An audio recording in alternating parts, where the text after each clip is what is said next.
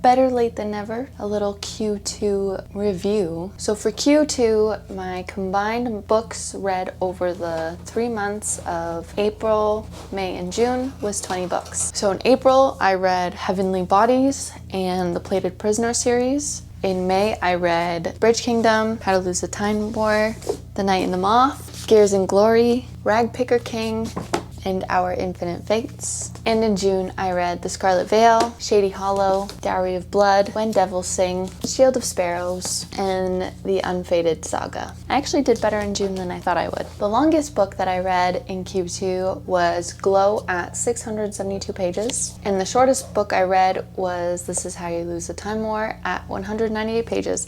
And it's really funny because Glow took me significantly less time to read than this book did. My favorite book that I read over Q2 is actually a toss-up between 3 books because I couldn't choose, and that was Shield of Sparrows, The Night and the Moth, and Rag Picker King.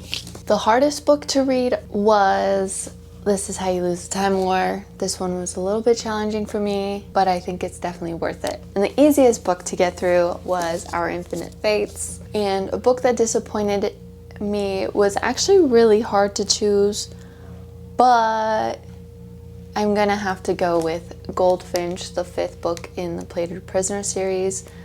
I just feel like it wasn't the conclusion that I wanted, and things started kind of going left field, and it kind of dragged out the series when it didn't need to be dragged out. And a book that surprised me was actually Shield of Sparrows, because I've never read anything from Devney Perry, and I absolutely fell in love with it. I thought this was nice and slightly different in a way, so I'm really excited for the next book.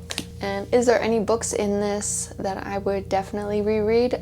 Yes, because I would reread almost all of them, especially the ones that are in incomplete series. I think I'd be more likely to read those first before anything else, since I would want them to be fresh in my mind. But yeah, that is Q2 for me. Thanks for watching.